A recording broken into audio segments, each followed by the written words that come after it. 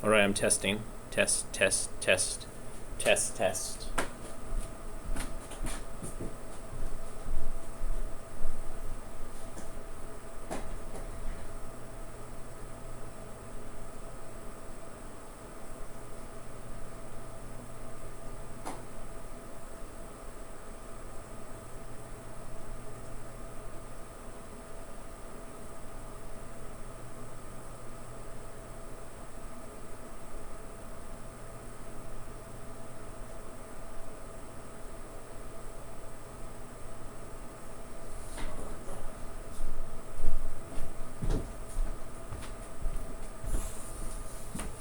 Test, test, test, test, test, test, test. Okay.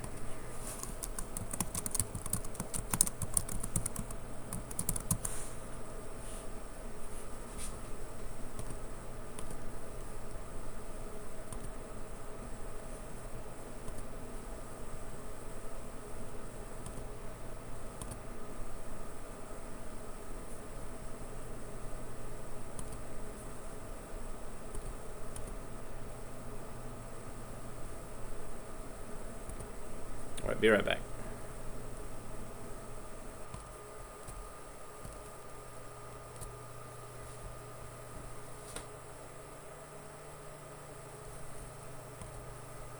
Test. Test, test, test, test, test, test. Test, test, test. Test, test, test.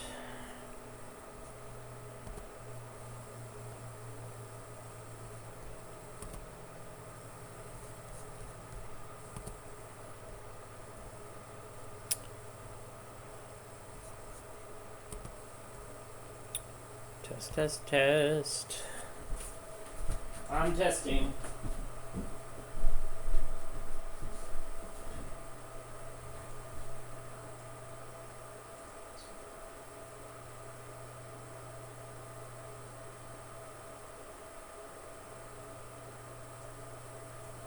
Test, test, test, test, test, test. I'm doing a test.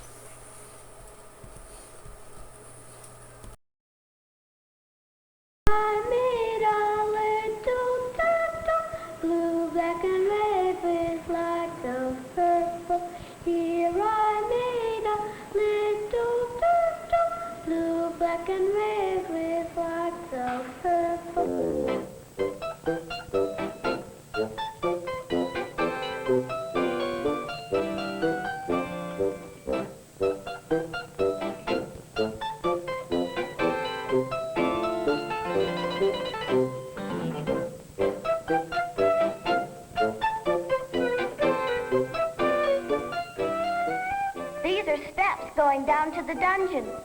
I like dungeons.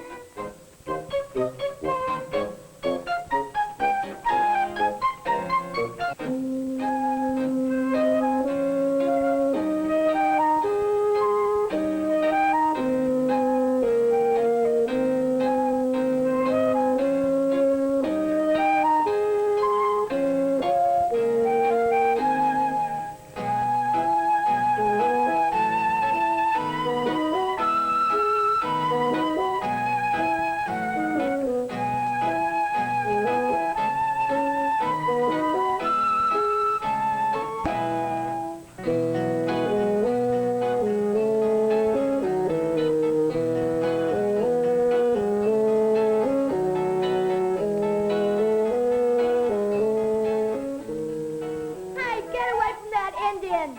That's not an Indian. I'll bet you $1 million. Who's gonna give you $1 million?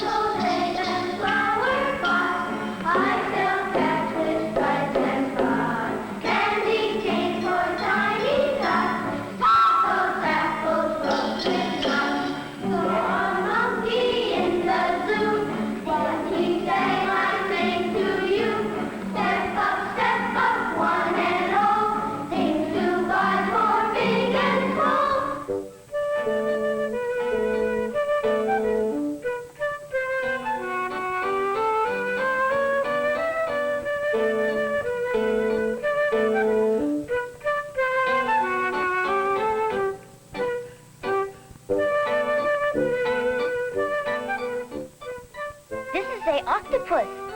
How many feet does an octopus have? I think about 12.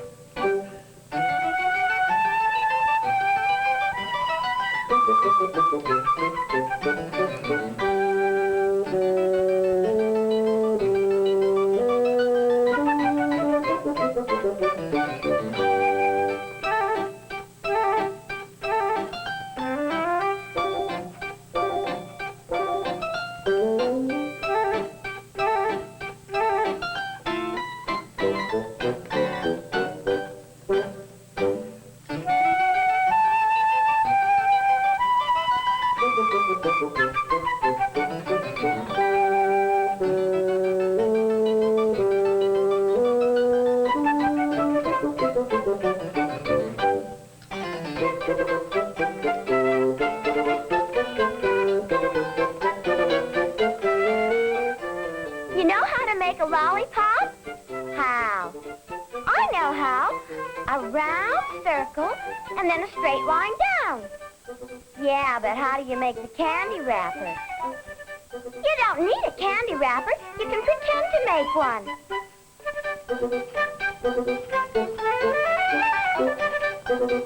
I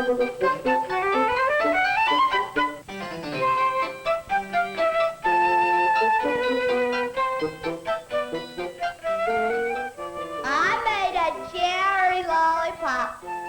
And it's really to eat.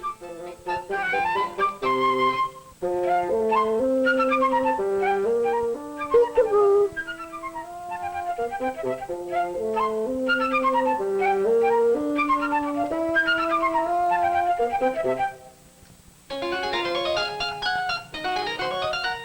Oh boy, are we gonna have fun with this?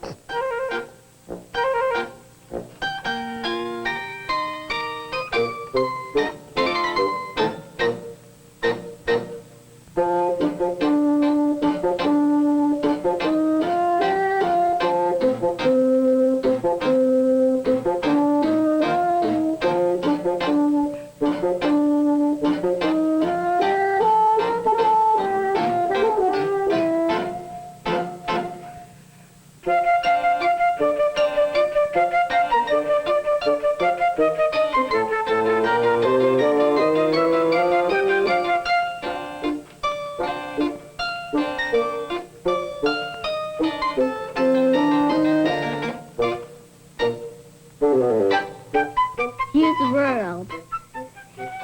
Snatch all the dirt on it. Yeah. The streets are dirty. Everything's dirty.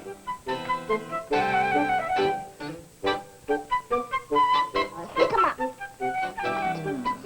Stick 'em up, both of you. Stick 'em up. No, Mom, you have to. Stick 'em up. Stick 'em up. Shoot her. I shot you. I shot you first. No, I did. I shot you first. No, I shot you first.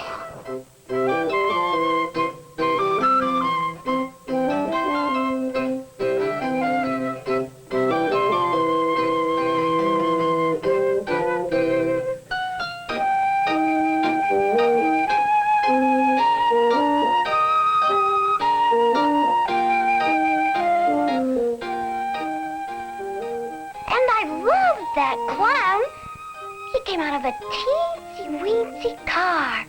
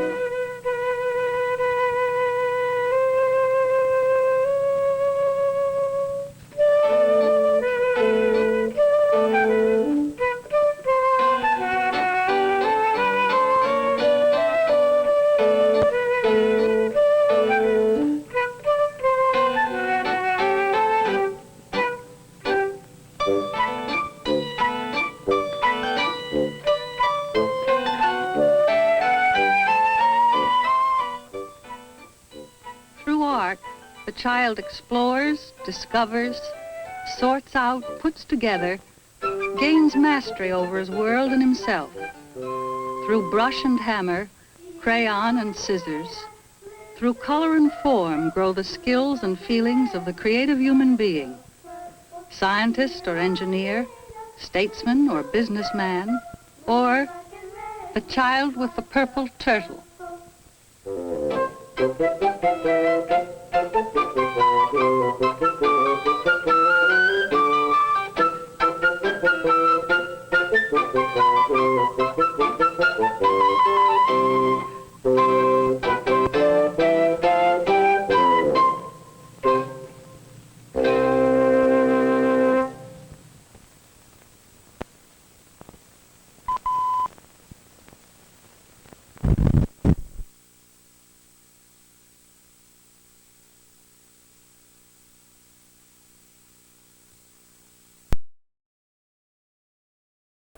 Hello, everybody.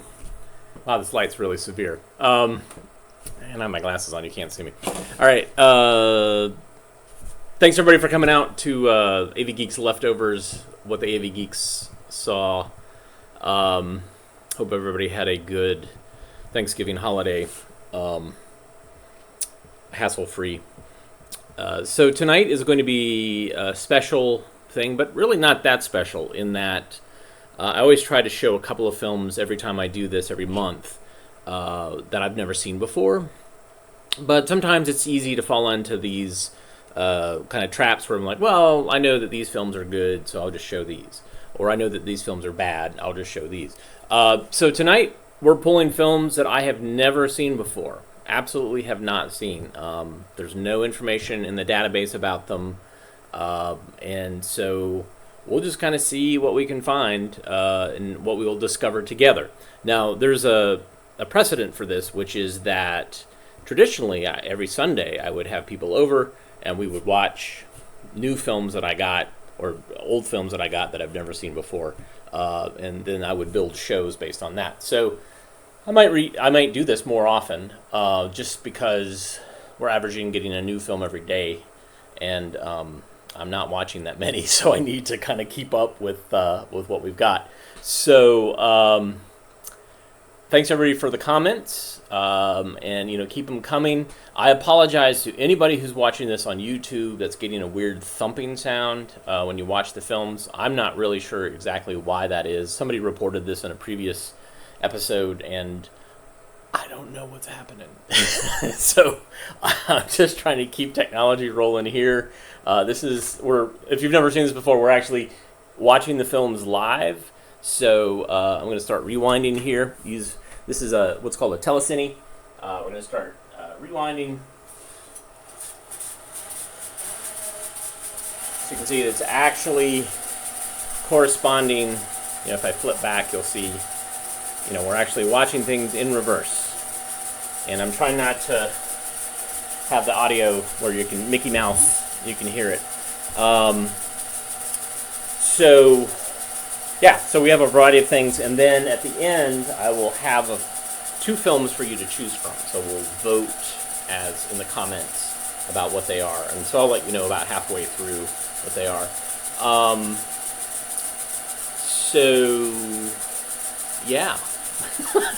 I don't know what to say.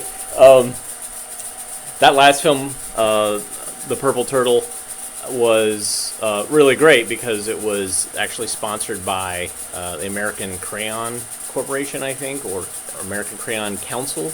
I'm not sure if it was a nonprofit or if it was a company, but it's basically an advertisement for crayons. Certainly there's value in talking about arts for young people, and arts for all people actually, as far as creativity. But I think it's American Crayon Company. That's funny. A lot of times filmmakers would get sponsorship by or from a company. They'd say like, hey, I'm doing this film and it might be in your best interest, and if you help me pay for it, then I'll put you in the credits. And so many times they're called sponsored films. And some of them are really blatant advertisements, and some of them are just, you just get a mention. There's a filmmaker in Charlotte, Walter J. Klein, who he made an entire industry of that, where he made hundreds of films where they were sponsored films. All right. Watch this next film. Again, a lot of these I don't know what they are, and so if there's anything if there's any nudity or sex, I might have to turn it off because occasionally that creeps into my collection. So we're going to try to keep it family oriented here on YouTube and Facebook, because I'm sure that people are watching this with their kids in some cases. So I'll try to be delicate. And yes, there's some legitimate educational films that have nudity and sex in them. They're not just adult entertainment. All right. So this film's called The Battle. Enjoy.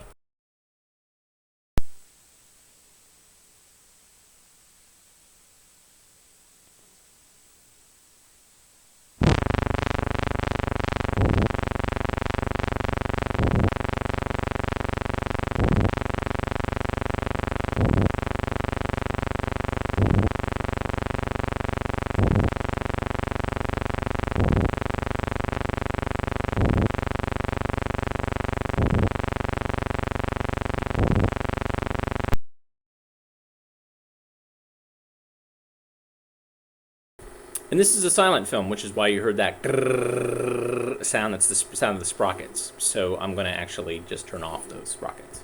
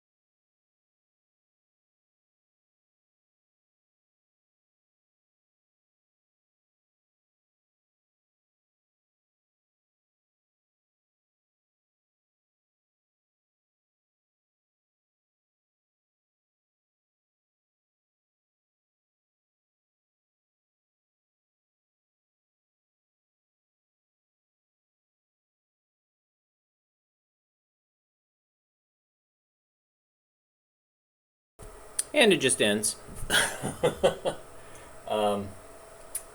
Yeah, it's odd.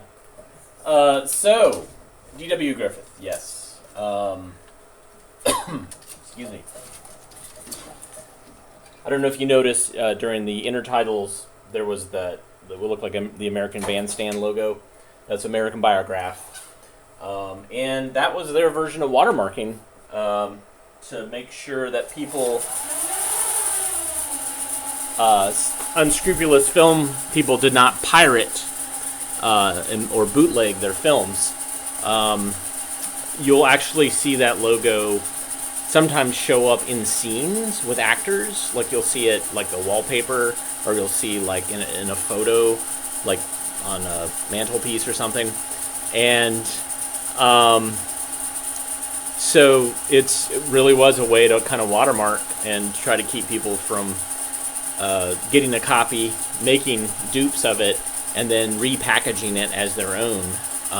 Supposedly American Biograph would go and look and see, like, oh, well, this is ours. This is our film, because you can see our logo in the background. So even back in the early teens, there was unscrupulous movie pirating going on. I think it's part of our nature. Another funny thing is, so D.W. Griffith, of course, did Birth of a Nation.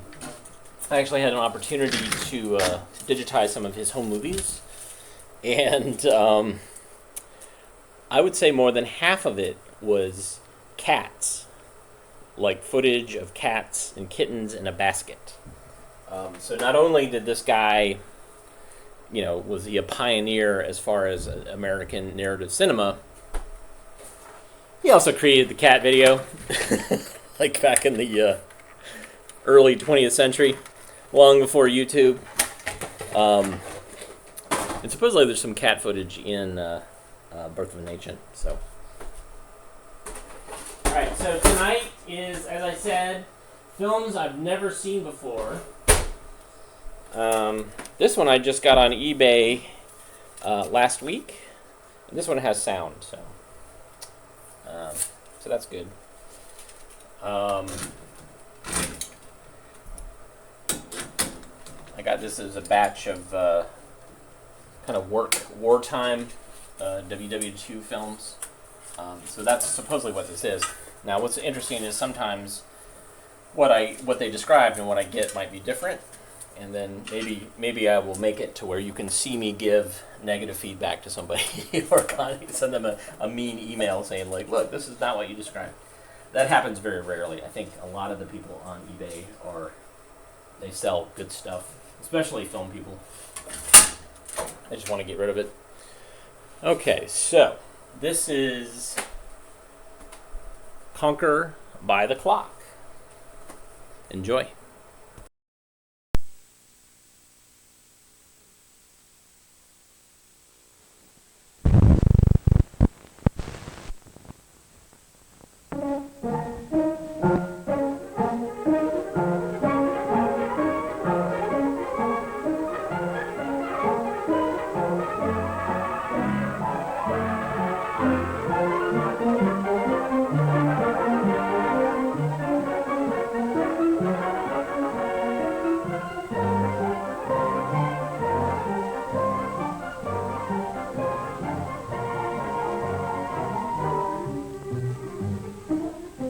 The clock on the wall. On the 7th day of December, 1941, it struck the 11th hour. Every hour after that has been, will be, 0 hour. 48 United States of a free and sovereign America are at war. Every American has his job to do, and the will to do it, and the tools to do it with. Pray God he also has the time. Time, the most vital natural resource of a country at war. Every tick of the clock is time won or lost. Every 60-minute sweep, every 12-hour tour of those relentless hands is turning out carload lots of time for us to use ourselves or to give away to the enemy.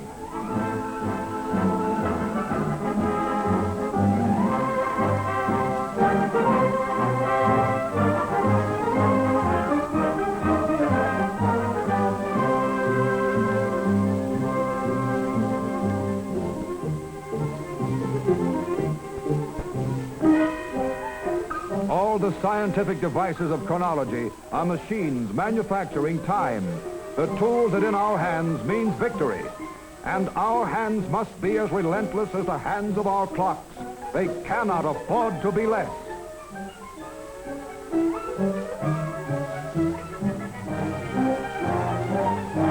Sunrise over Republic Steel. High noon at Willow Run. Sunfall on the Electric Boat Company.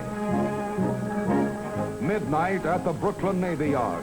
Dawn to dusk and back to dawn again. 3 8-hour shifts, one day. So much can be done in a day if Americans will keep their sleeves rolled up. Inside of 24 hours, 1/20th of a freighter or a tanker can be built. Within those same 24 hours, a squadron of tanks can roll off the assembly line, and a flight of bombers can be made ready from radio to rudder boat. In one day, 1,000 acres of corn can become 30,000 bushels of food. In one day, one plant unit can turn out enough rifles to equip a battalion of infantry, the men who, in one day, might win a war or lose it. How? Well, let's visit upstate at a factory where they make 30 caliber rifle cartridges for the Army. Let's visit Jean, one of the girls who inspects these cartridges before they're shipped. She's a good kid, loves her country, and a guy named Joe. He gave her that pin she's wearing before he went to Australia. She's a good kid, honest, intelligent, but she gets tired in the afternoon sometimes, likes to take extra time off for a smoke. That's all, only a few minutes. A few minutes. It only takes a second to jar the primer out of a cartridge. And it only takes a second to put an OK ticket on a lot that should have been rejected. A cartridge without a primer is one that will never fire. It's about as useful in a rifle as a cigarette, or as the minutes that go up in its smoke. One bad cartridge, one chance in a million to get by undetected. 1 second in 60. One girl out of 100 who is an honest, patriotic, intelligent saboteur.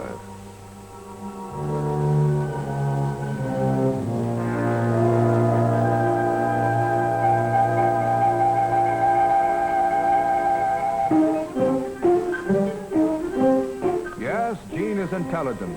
Intelligent enough to know that one of these bullets in good condition can travel 3 miles. But she doesn't know that a defective one can go halfway around the world. Somewhere in the Pacific, somewhere between the Devil and the Dutch East Indies, is an American scouting patrol.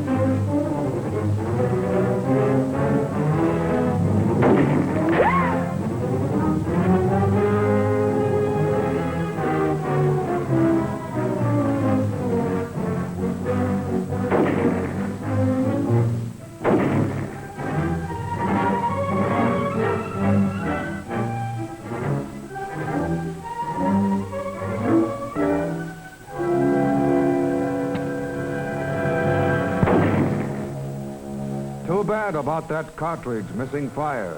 It should have been rejected. It would have been, too, if a girl named Jean hadn't taken time out to smoke. Now meet J.G., general manager of a large wholesale food house. Makes $12,000 a year. Worn a white collar all his life. That is, except for the cocky one he wore in 1918. Tried to get in this scrap after Pearl Harbor, but they said his son could handle the fighting orders, and he could go on taking food orders, like this. 50 cases of 14A1. That's code for lifeboat provisions. Notify Martin. That means ship on Monday. Too old to fight, but not too old to work yourself silly trying to get out orders and priorities on time. Time? Holy mackerel, it's 2:30. I'll have to rush like old Harry to make it. Better tell Mabel where I'll be. Oh, no. Why bother? It's Saturday. That lifeboat stuff doesn't go out till Monday. Nothing can come up over the weekend. Besides, I've got an important engagement with a couple of guys. Important engagement with a couple of guys. A couple of guys on the home team. Well, they are leading the league, and it's his first Saturday off in 4 months. And there's nothing that can't wait 9 innings. Nothing, that is, except time and tide and convoys. A change in sailing orders and an urgent wire in code. Lifeboat supplies to be shipped at once. Shipped by a man who is busy coaching at first base. Unfortunately, a convoy can't wait for the last inning. A convoy waits for the tide, and the tide waits for no man. Standing beside a lifeboat only partly provisioned, 6 American flyers sail for Ireland in convoy on a freighter that falls behind its escort. It's an old story.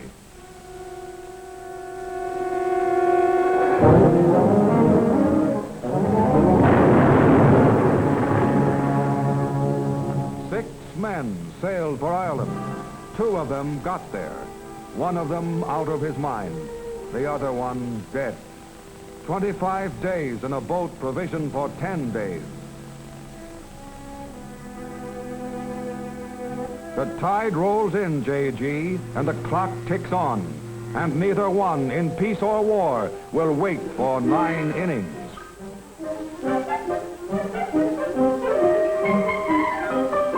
The state of North Australia is 23 time zones away from the state of Michigan.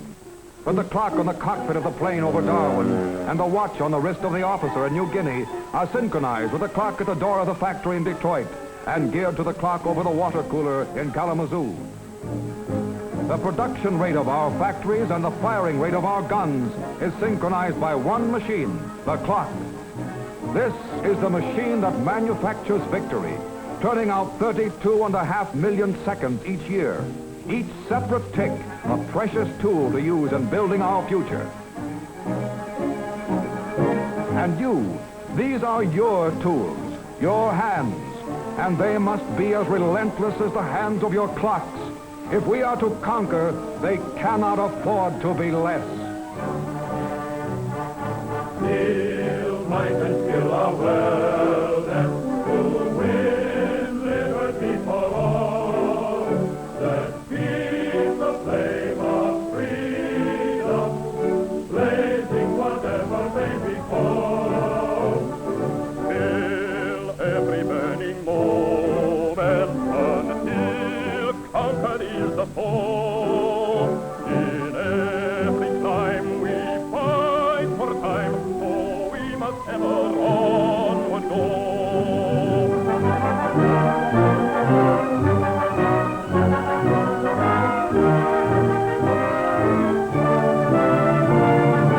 You in the field and farmland, and you in the factory, will help to make men free. Bring peace to victory.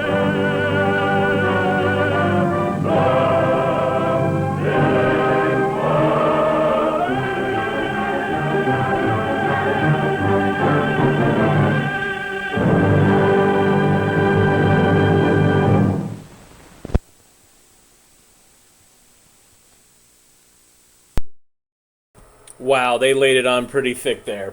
That was pretty amazing. Somebody pointed out all the montages, beautifully crafted. Don't think it was an American. I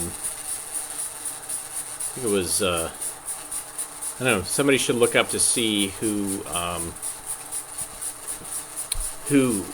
directed it, and see if we have an origin for him. He might have been a Russian filmmaker. But, yes.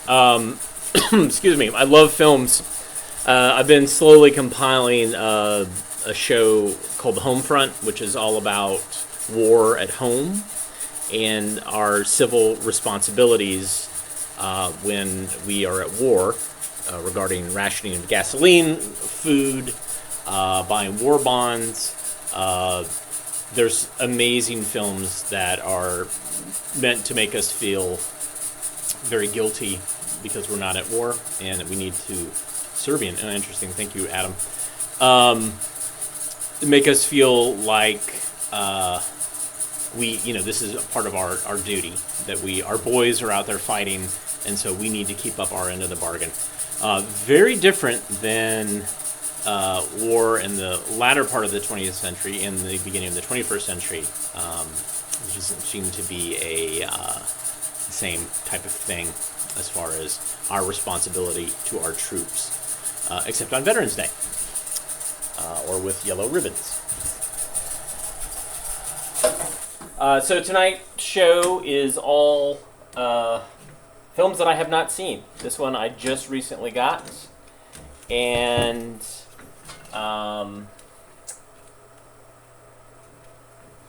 so we have not seen these, and so I'm very excited. So far, we have seen The Purple Turtle, which is about art, young preschool kids and kindergartners doing art, including a battle, epic battle. And then I showed The Battle. And then I showed another battle. So that's just one of the unintentional themes that happens when we randomly pick films to watch.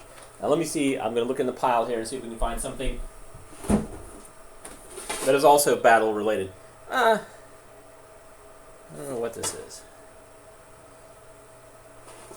All right.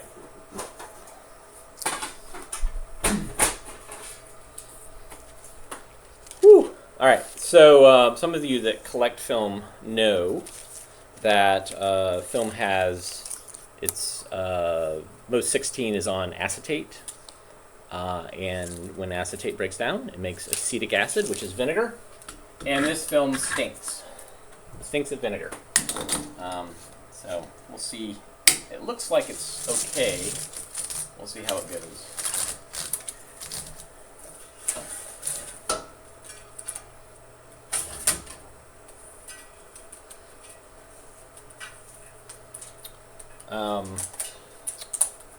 So you guys are watching me thread and tell us any. The big issue that we might run into is that it might not have a decent pack, which means that the tension won't keep, and then we'll have to do something else. This is what happens when you actually show film. You have all these considerations. All right, this looks pretty good. We'll see what happens. All right, I didn't remember the name of this film. Where's the top? Planning so well. All right, it is Journey, Brasilia, City of Hope. So this is about the modern city of Brasilia. Enjoy.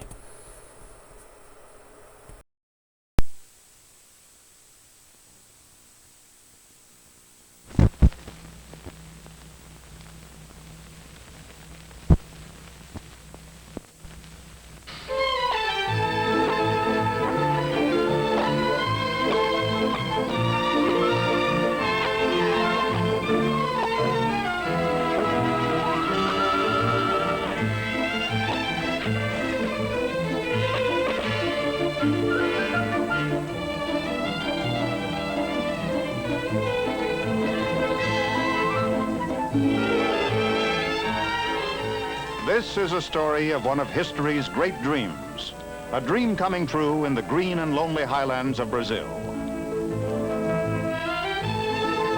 Here, where wildcats once roamed, a proud and industrious nation is fashioning its dream into a truly 20th century city.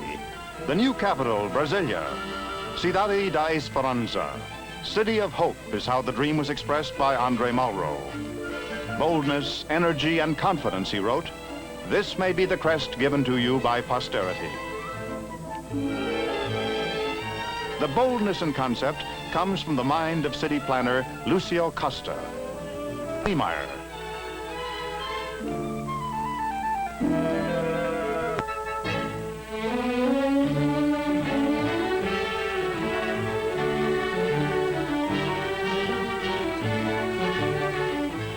The Planalto Palace dome, the house a bowl. Complementing the architecture of the Planalto Palace is another guardian of liberty, the Supreme Court.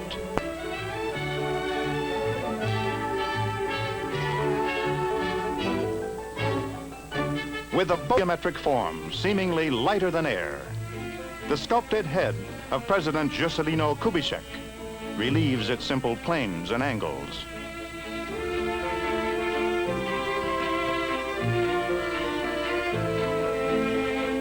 Alceu Costa wrote of his design for Brasilia, it arose from the primary gesture of one who marks or takes possession of a place, the sign of the cross itself.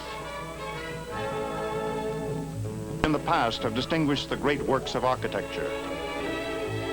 A simple, compact design in which the beauty is derived from its proportions and from the structure itself. Costa's appraisal of Niemeyer's work, written over a decade ago, still seems relevant. He said, "It has the kind of individualism that one may term generic and fruitful. It represents a leap forward in time because it's a prophetic revelation of what architecture means for the society of the future."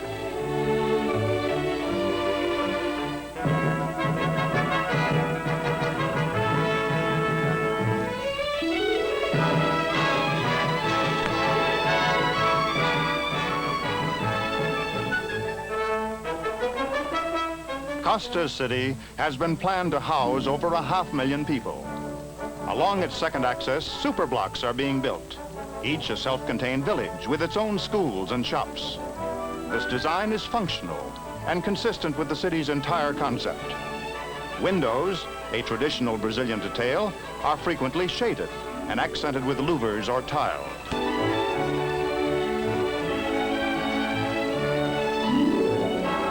Neighborhoods are spawning in the new capital, and children are in happy accord with their surroundings.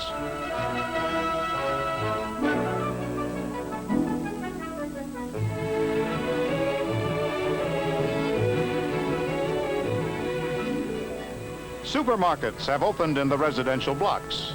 Inside is the efficiency which self-service has brought to another of life's necessities.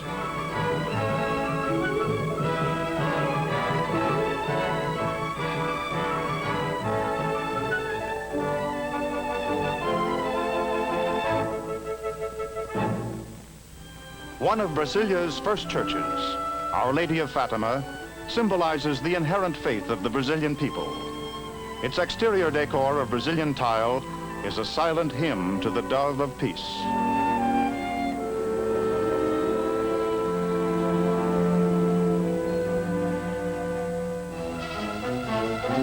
Brasilia's first big date with history was the 21st of April, 1960. Inauguration Day for the new capital.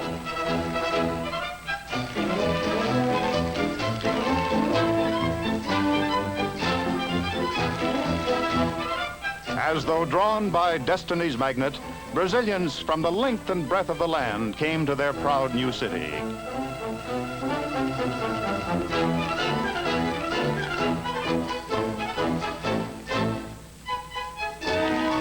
For this day, when Brasilia became the nation's new capital, was the fruit of an old dream, a dream which began almost 2 centuries ago.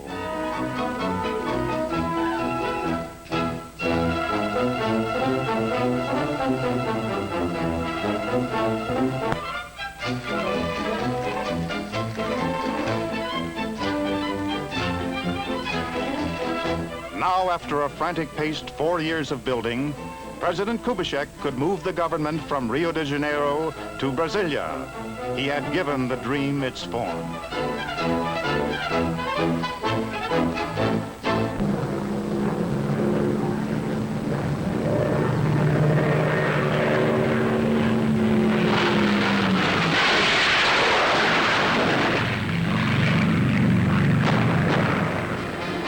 The heartland of Brazil was open, and its people proudly watched Brasilia's inaugural parade.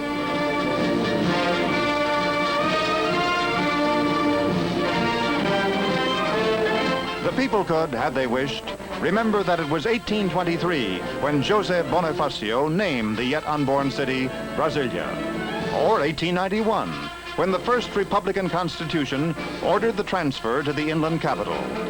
Or the 20th century, when surveys and plans brought the dream closer to reality. But this was their day.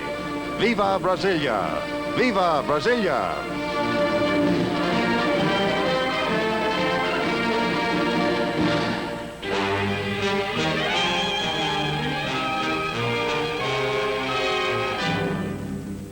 On the edge of the city is Embassy Row, which President Dwight D. Eisenhower visited early in 1960.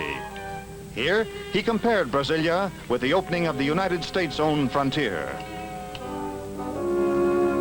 Embassies of the world will build along the Avenue of Nations.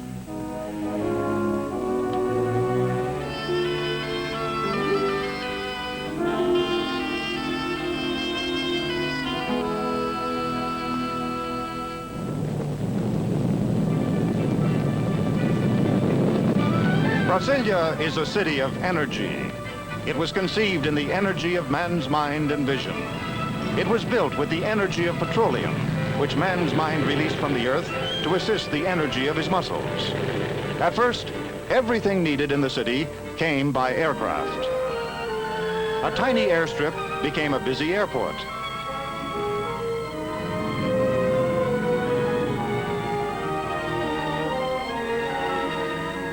Roads came next. Brasilia was deliberately placed far inland to open up the nation's vast interior. And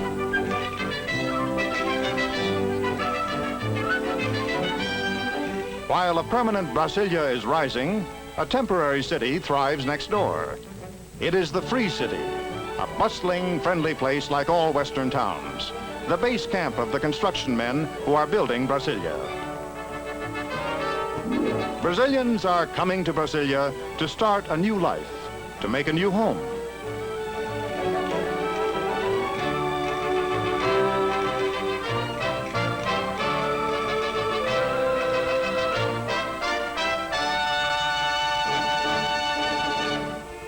The construction of Brasilia is under the control of a government company called, for brevity's sake, Navajo. It is headed by Israel Pinheiro, a man who knows how to multiply the skills of men by the might of machines, to build a city in the shortest time. History in the making. The work to be done was monumental. Night and day it went on until the city could be opened and dedicated in a miraculously short time.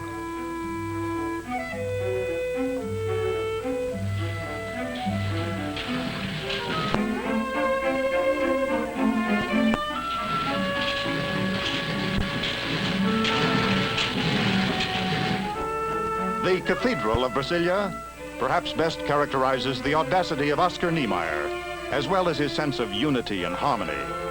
Its 21 columns rise from a perfect circle in a grand sweep toward the infinite.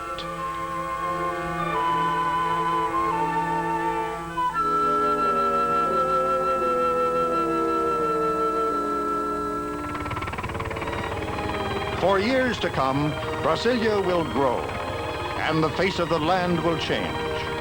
Earth movers, handled with the skill of the men who are now part of the dream, supply the drive which is shaping the new frontier.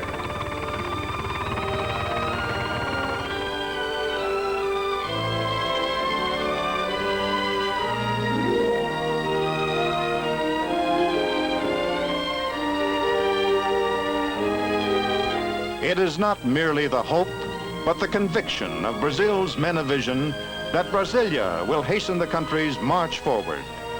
President Kubitschek may have sounded the proper note when he said, "I awakened the giant and shook him from north to south."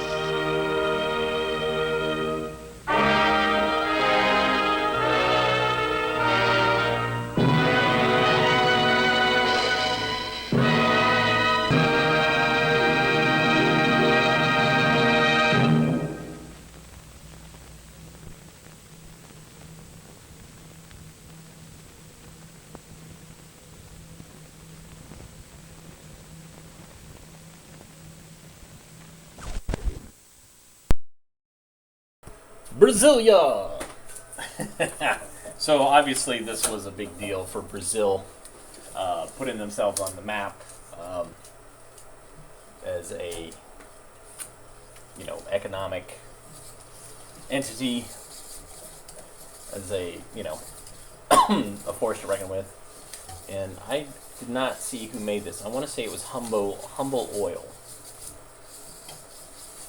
I'm rewinding it by hand. No, Tangent Films. Oh, that's interesting. There's others in this series that are actually by an oil company, so I'm kind of interested in that.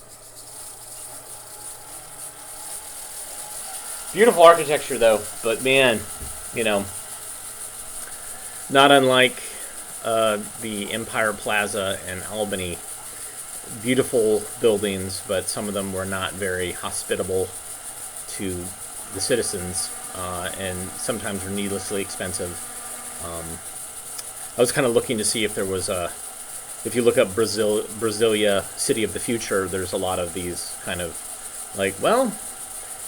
it was great when it started, but it cost too much, and these weren't very utilitarian buildings, which is kind of what they needed. So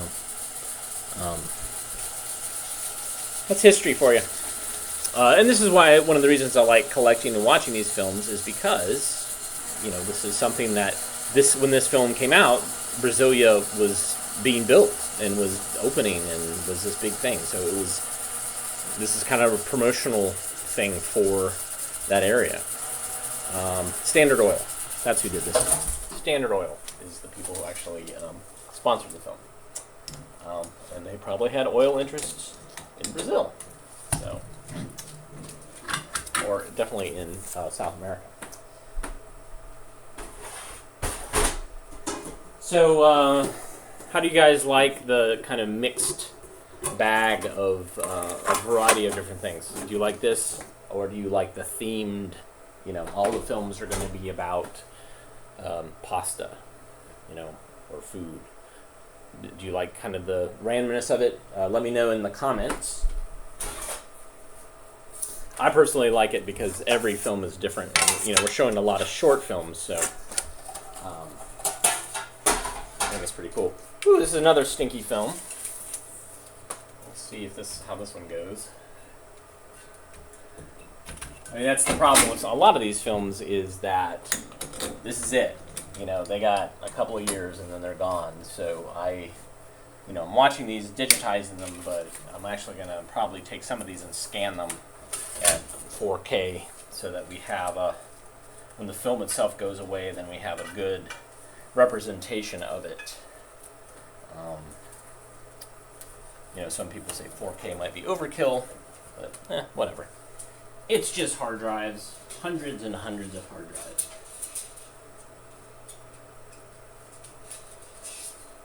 This might be another oil film. I can't really tell. The label is kind of faded, but this one is Navajos Look Ahead.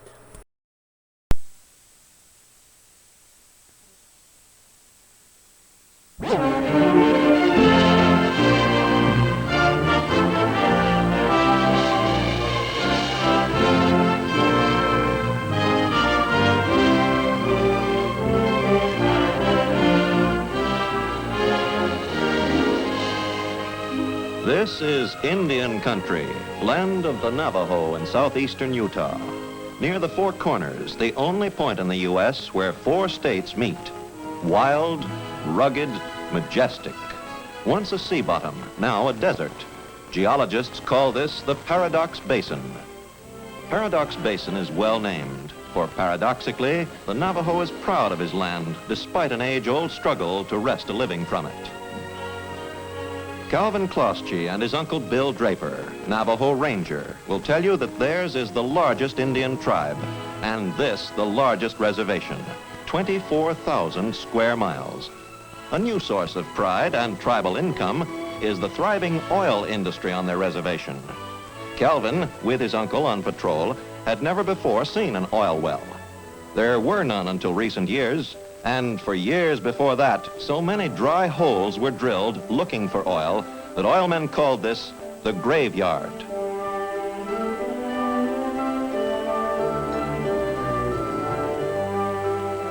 At a drilling rig below White Mesa, Bill and Calvin visit Archie Browning, a drilling and production foreman.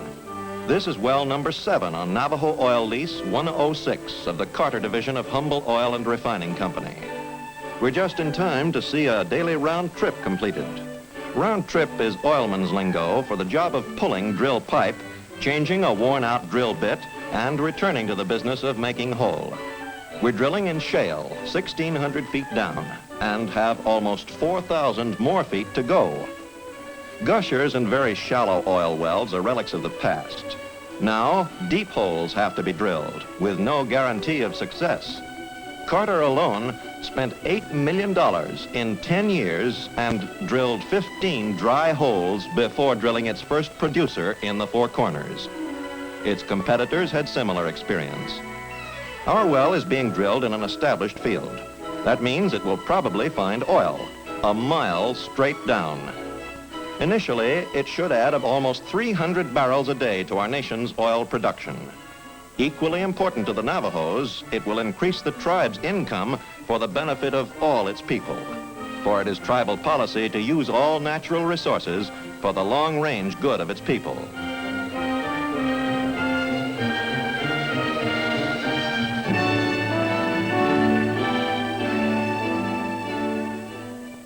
One benefit already realized is the fine San Juan River Bridge.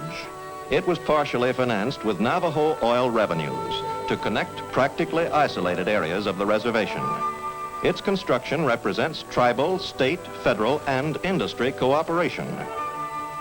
Crude oil in the ground benefits no one. Above ground, in the desert, its energy is still unused. Its transportation to refineries for conversion into useful products is the next step. Handling that step is the latest thing in oil field equipment, an automatic custody transfer unit. Through electronic controls, it gathers oil and natural gas from nearby wells, prepares both for shipment, and puts them into separate pipelines.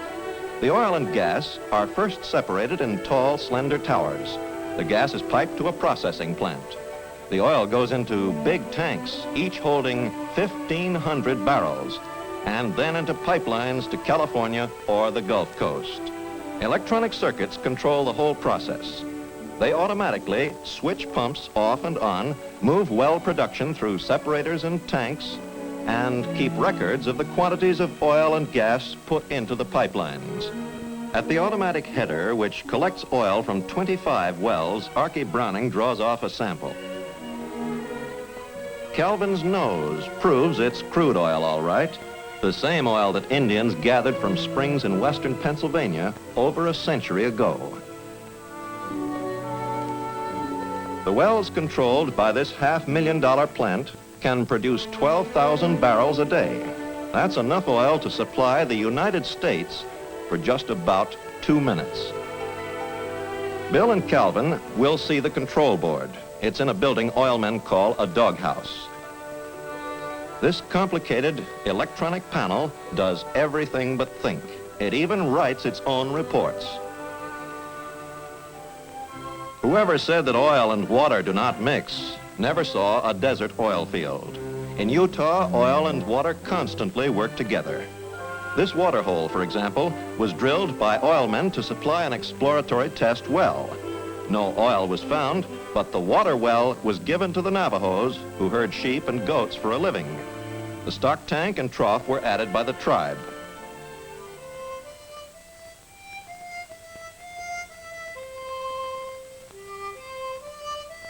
Both Calvin and Bill are experienced campers. Bill served overseas with the armed forces. Calvin is a Boy Scout. At their campsite, beside the San Juan, Calvin, in all of his 12 years, has never been so far from home. Calvin's home is in Window Rock, Arizona, capital of the Navajo Nation and colorful tourist resort. Window Rock, named for its curious rock formation, has breathtaking scenery. It is the center of government and culture for the 85,000 Navajos. It is also Navajo headquarters for the Federal Bureau of Indian Affairs, protective agency for all American Indians. But the Navajos, with income from oil and other resources, are gradually becoming self-sufficient. They elect their own leaders and a council of 74 representatives who make laws and control tribal funds. Typical executives under Navajo Chairman Paul Jones and Vice Chairman Scott Preston are these two young administrators. J. Morris McCabe is Executive Secretary to the tribe, a member of the school board, and a driving force for Navajo progress. Manuel Bigay, Legislative Secretary, dedicates his career to tribal law and representative government. Navajo Council Hall, seat of government and the place where the big search for oil really begins. Here, the tribe, by competitive bids, has leased over 2 million acres of land to oil companies for exploration. Here, it also negotiates payment for every barrel of Navajo oil produced. A tourist attraction is the Window Rock itself. Calvin frequently climbs to the top.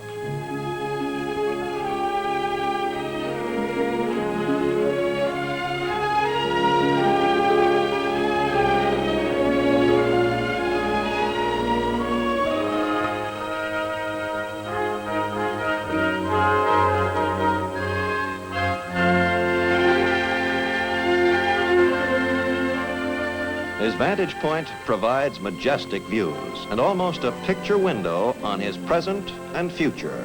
Spread out below are the places and people working for him today. All around is the land of his future. Beneath its soil and in its forests are the resources of a better life his tribe is seeking. To lead its march of progress, tribal leaders are wisely concentrating on education. With federal, state, and religious educators, the Navajos are successfully fighting illiteracy. Scarcely 10 years ago, only about half the Navajo children attended school. Now, attendance is nearly 95%. Calvin attends a fine public school, and later on, he'll have an opportunity for college on a tribal scholarship.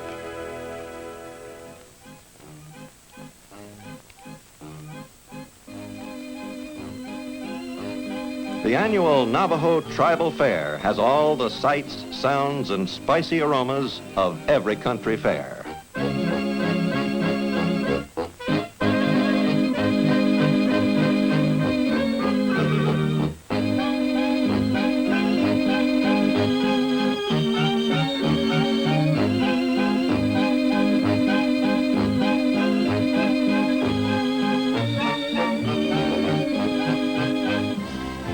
Even martial music, Navajo style.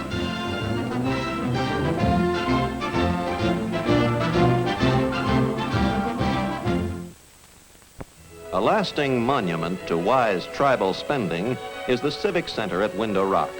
It was built with the Navajos' income from oil. At fair time, it's the exhibit hall. Throughout the year, it presents movies, concerts, and sports events for all. Now it's rich with the world-famous Navajo handicrafts and artwork, and well supplied with information about tribal health and vocational assistance available to the Navajos.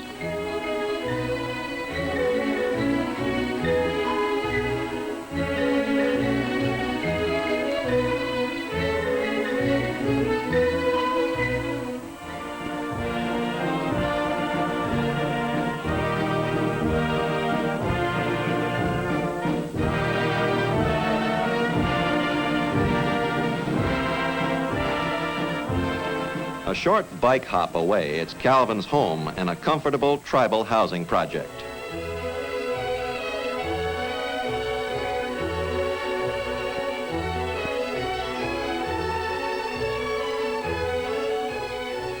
Sister Patty is just 18 months old. His mother is a telephone operator at Navajo headquarters. His father, Guy Kloschi, is employed at the tribe's power plant.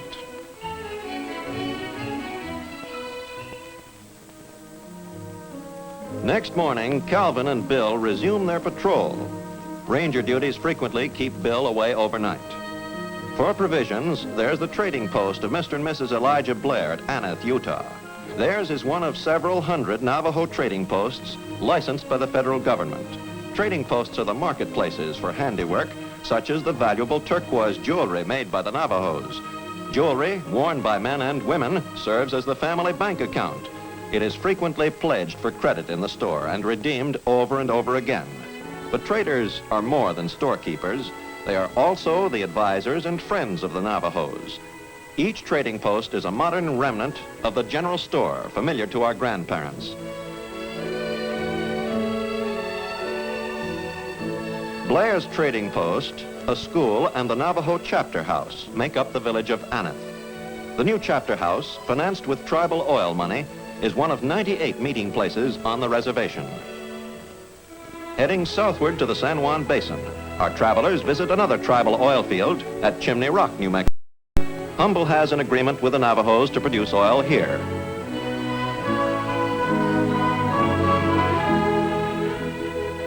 Production Superintendent E.D. Walcott is in charge.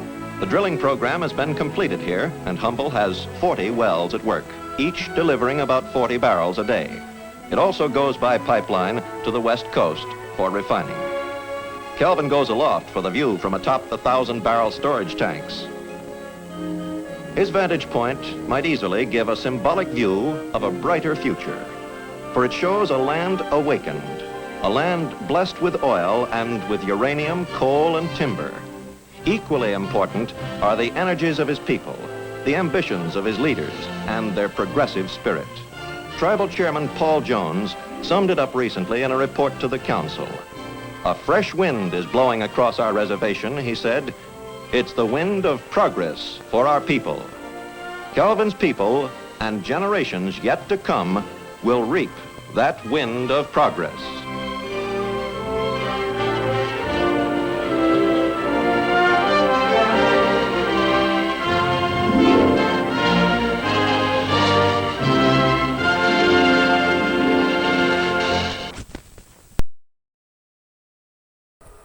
Yeah, so that's the same series as the Brasilia City of Hope film that we just saw before. What a coincidence.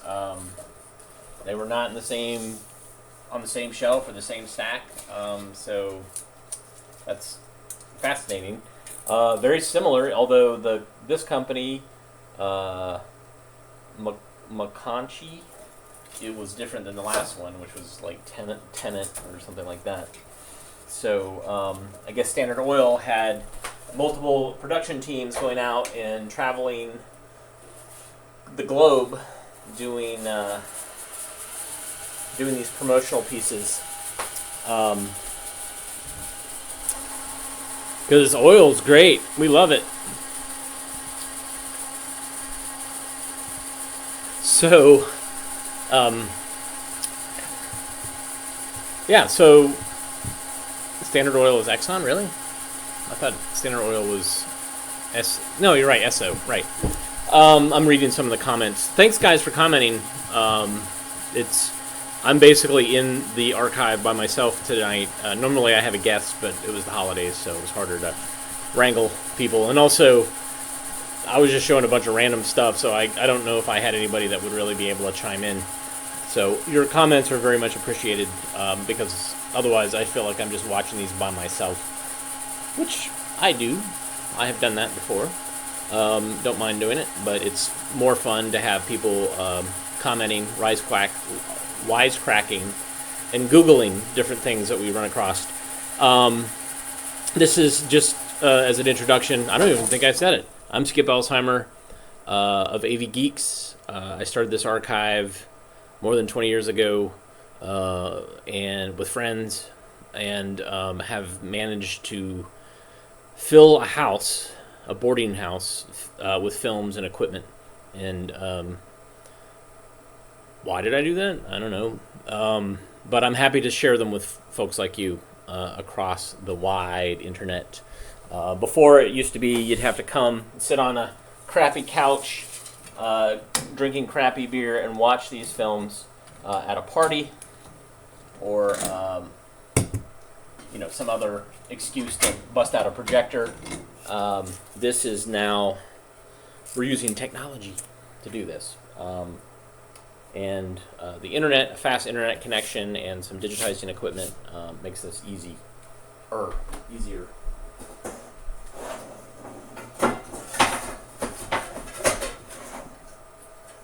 right, so all this talk about the future. This is a film that I got recently from another archive, which basically, the problem with archives is that they often run out of space, and so they have to kind of hone in and cull their collection and start, realizing, like, okay, what's important, what's our mission? So I've gotten several films, probably hundreds of films from archives that are like, well, this isn't what we collect. We collect things about our state, or we collect things about our university, or whatever. You can have all the other films. And I've gotten some amazing things that way. This is the first one I've seen in this collection, and probably got 100 films he hasn't delivered to me. So this is a film about the future. So enjoy.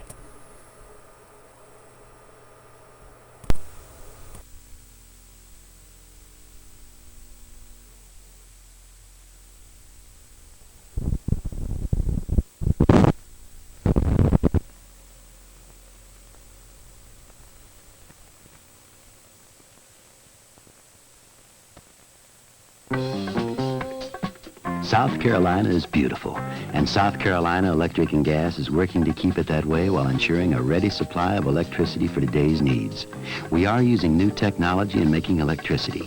We're improving the efficiency of our generating plants, and we're building ahead today to provide electricity for tomorrow.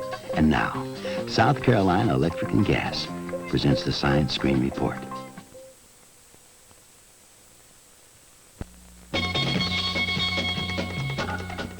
The Science Screen Report. Developments in science, engineering, and medicine, which help solve the problems of modern life.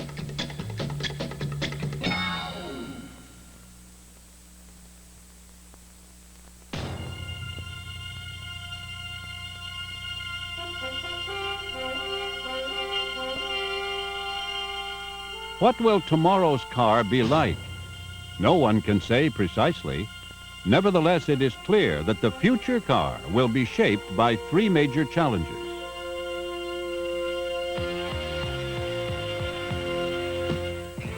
Improving productivity throughout the industry. Developing more fuel-efficient engines. And managing the car's environmental impacts. This is a report on that ongoing research effort by engineering, science, and technology. Science reshapes the future car.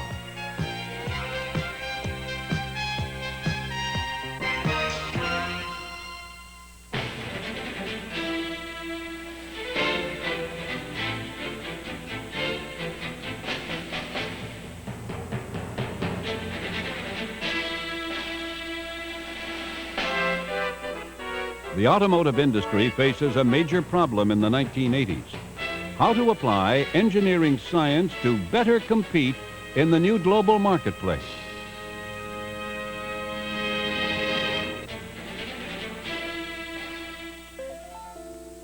New answers include computer-aided design, useful in the downsizing and down-weighting of new models.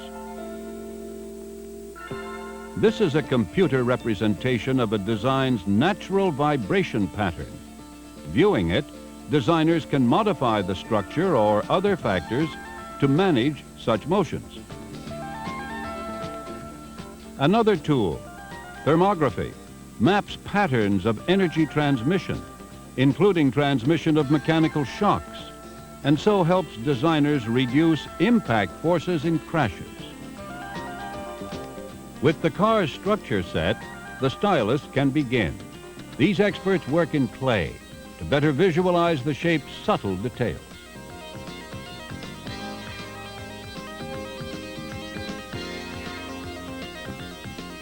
They also employ a special computer system which translates the clay shape directly into paper drawings and blueprints, saving thousands of man-hours.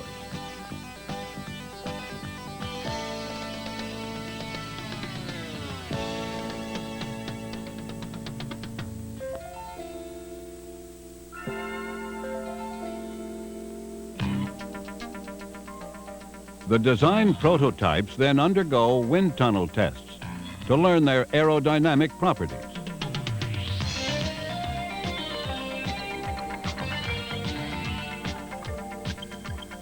Drag on a car accounts for 1/3 of its energy use, so any reduction in drag will lead to decreases in fuel consumption.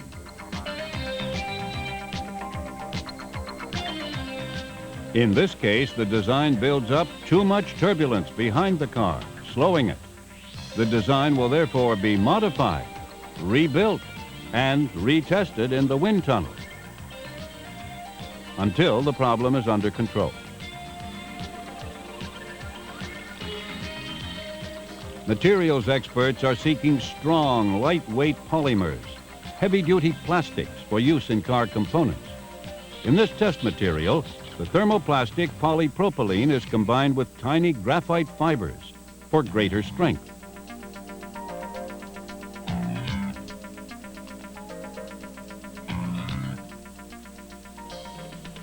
In another test, an electron microscope is used to record the structure of a polyester resin, reinforced and lightened by a mass of tiny hollow glass bubbles. With structure, appearance, and materials set, testing of components can begin. Failures here will lead to redesign and retesting. If the new car has any weaknesses, they must be discovered now.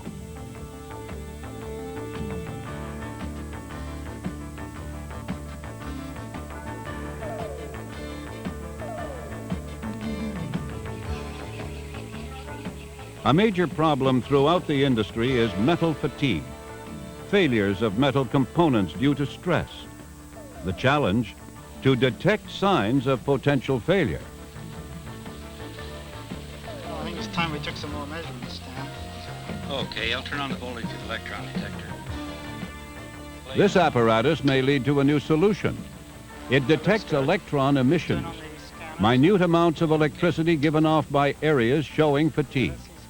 By measuring electron emissions, the instrument can help predict the lifetime of components. Such detectors may someday prove useful throughout the industry.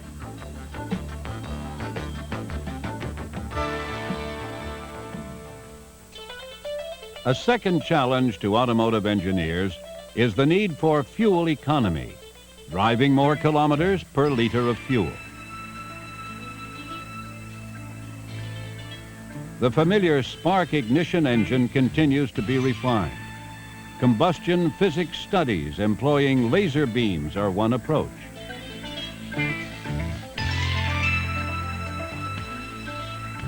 The laser provides data on temperatures and atomic and molecular components in the combustion flame, aiding in research towards more complete combustion.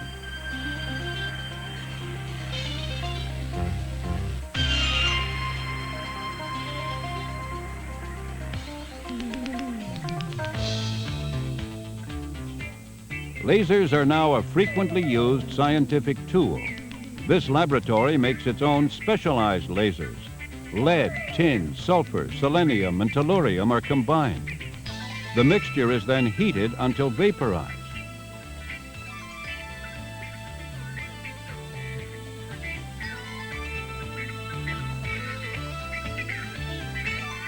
Cooling, it condenses into a crystal, which will become the energy-focusing element of a specialized laser.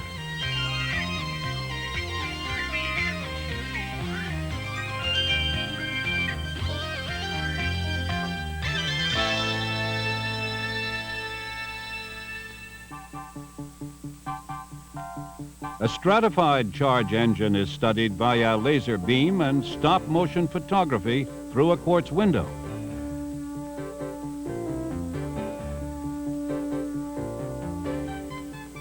The stop-motion film reveals mixing of fuel spray and air prior to ignition. A stratified or layered fuel-air mixture, rich near the spark plug, leaner near the chamber walls, allows use of less fuel per cycle to produce combustion.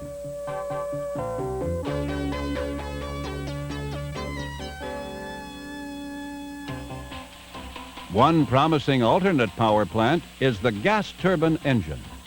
Such gas turbines can run on many fuels: kerosene, gasoline, diesel oil, alcohol, gasohol, or others. But because gas turbines run at extremely high temperatures, they call for special heat-resistant material. Okay, let's light off. Pre-mixed flame is a nice uniform blue. It looks very stable, too. Yeah, the NOx emissions are well below the standards at this point. Research on electric vehicles employing lithium-sulfur cells or nickel oxide cells may someday lead to electric cars with greatly extended ranges.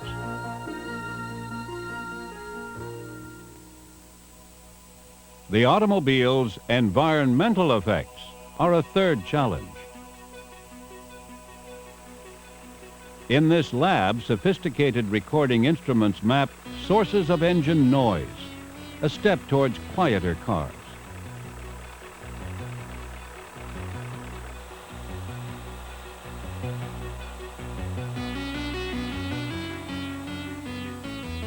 Much current research focuses on engine emissions. Here, a diesel engine's emissions are analyzed via laser optics.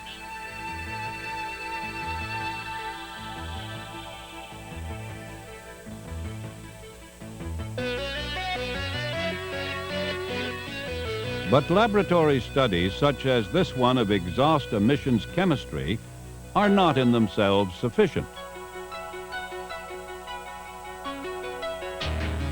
For instance, conditions in the real atmosphere often vary greatly. For this reason, at locations where environmental problems may exist, field data is collected by experts to add to their understanding of emissions effects.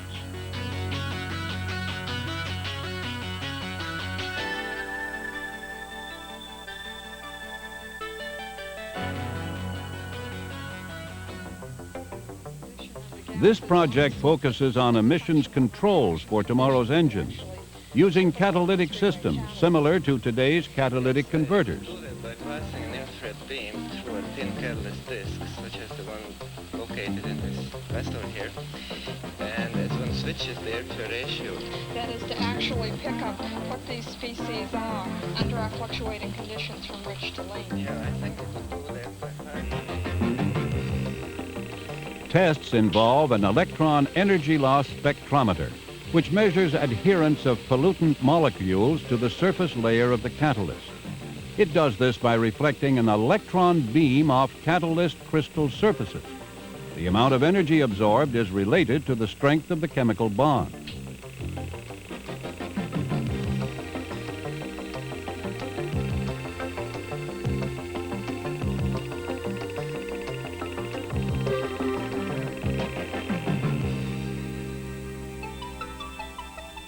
Microprocessors, tiny built-in computers, can now precisely regulate many fuel combustion factors and so reduce exhaust emissions.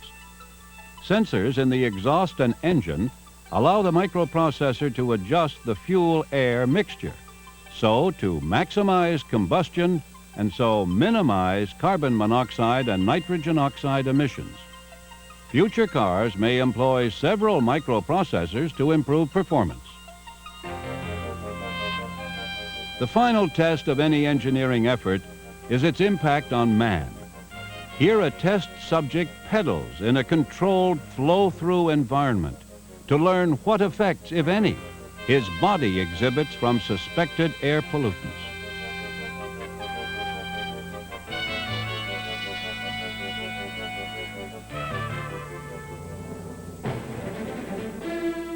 Once, stylists shaped tomorrow's cars largely as they chose. Now, engineers and automotive scientists set the limits on their designs. What will tomorrow's cars be like? Smaller, safer, lighter, made of new materials, more fuel efficient, but with fewer environmental impacts. Tomorrow's car, a vehicle for tomorrow's world.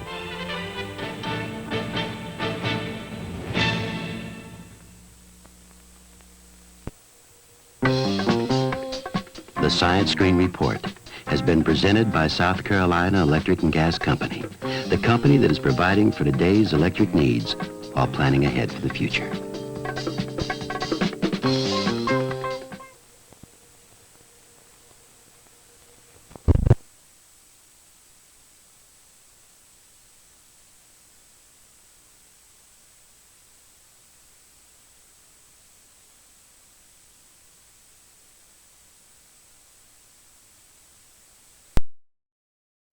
Sorry about that.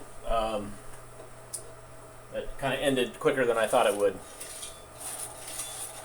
So this is the science screen report, which was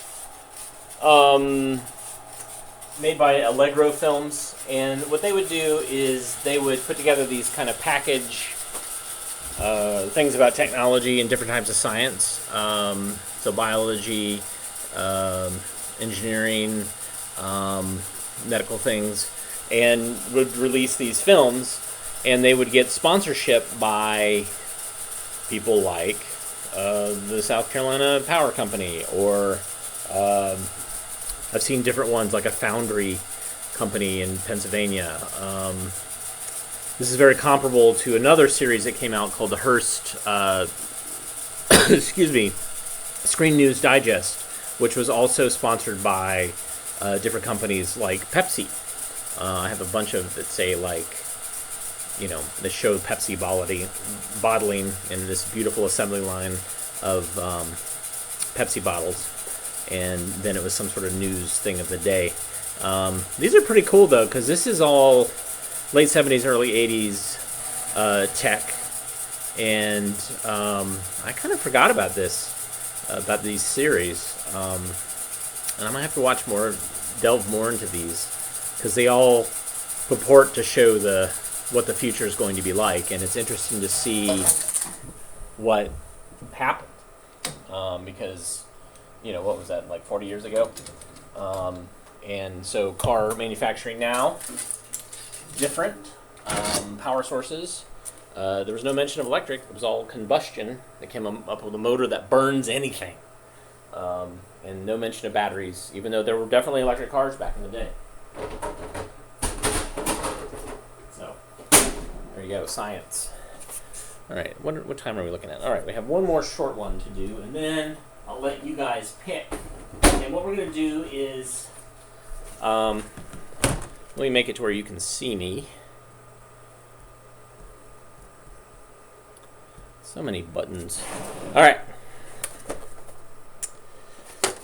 So we've got two films to choose from. One is, they're probably about, 30, 40 minutes in length. Yeah, around 30 minutes in length. One of them is called Let's Face It. The other is called We Are Not Alone.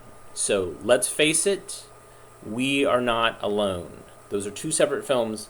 Vote on which one you want to see, and the one that gets the most votes is what we'll watch after this next film, which I haven't picked.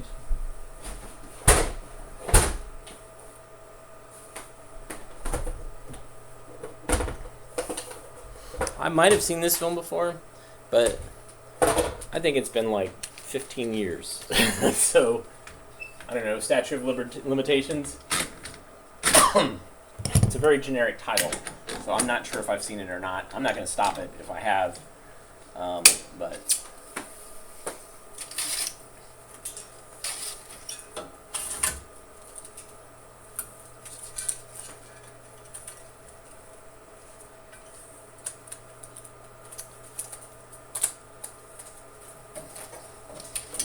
Probably longer than 15 years, actually.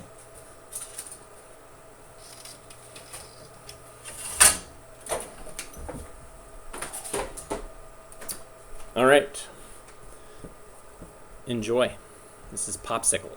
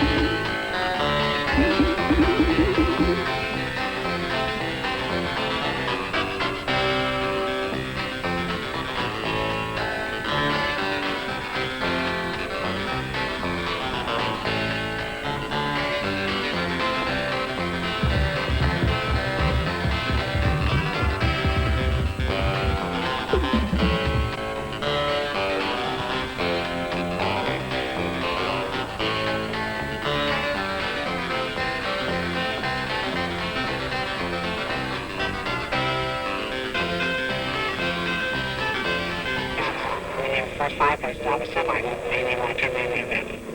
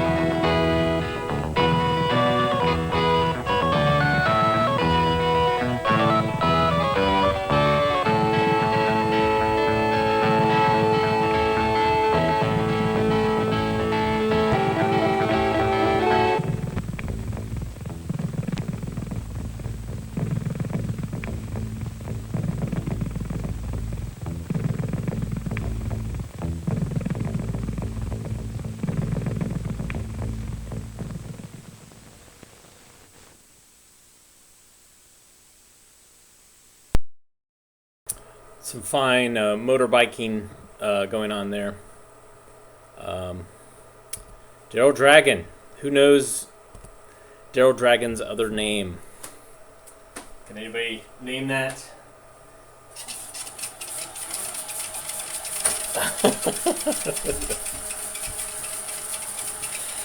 Daryl Dragon, of course, was the captain in Captain and Tennille.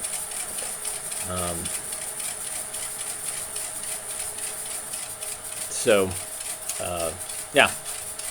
And his brother, somebody told me his brother was in the Surf Punks. I can't remember. Anyways, I have seen that before, but it has literally been 15 to 20 years ago. So, hope you enjoyed it. It's funny, there's a lot of films from around that time period, like early 70s, late 60s, that are these kind of montages of sports. So I have one that's a montage of snowboarding, and of course surfing. Endless Summer was an example of that. And so yeah, motocross. There you go. So anyways, nobody wanted to see Let's Face It. All I can say is it was both of these films were eBay purchases, so there's some reason I was compelled to buy them. Let's Face It, all I know is it's a film by like a gas distributor, and it has a hippie in it. So the screen grabs from it were pretty great, and I was like, man, I gotta get that. So Let's Face It, maybe you'll see it again. I don't know, maybe you won't. Alas. But you wanted to see We Are Not Alone. There is an FBI warning on this, which tells me that maybe this is the X-Files. I don't know. You guys seem to think that this is related to UFOs.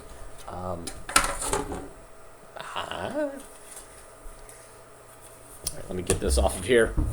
Anyways, thanks everybody for joining me this evening.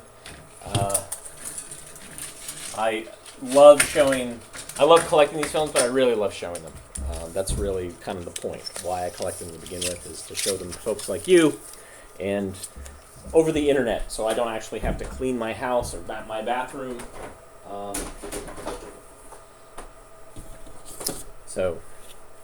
And I might be wearing pants, maybe not, I don't know. So if you look to I always have problems with it. If you like the AV Geeks, or if you don't know anything about them, go to avgeeks.com. You can see more of what we've done. We've put probably 3,000 plus films online from our collection and from other people's collections, other archives and collectors I've been working with. If you like what we do, you can buy a DVD. You can donate at patreon.com, which is kind of like a subscription tip jar. That money has been great because it has been slowly allowing us to upgrade things like get a better Ethernet router. The webcam purchase was a dog, so I'm going to try that again at some point to get a better webcam. And of course, buying more films on eBay and sharing them with you. That's kind of what's great about this, is you are feeding back into the seeing new and interesting stuff that you won't be able to see anywhere else, I'm guessing.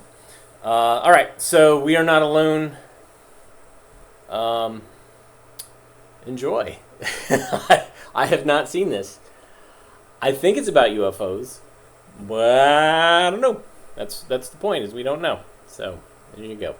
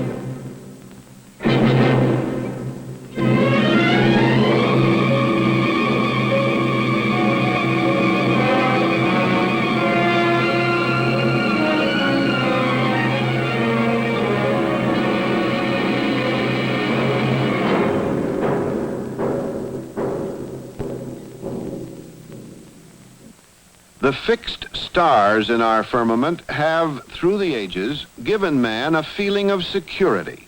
We have always wanted to believe that we have our feet firmly planted on a solid earth with a protective heaven above.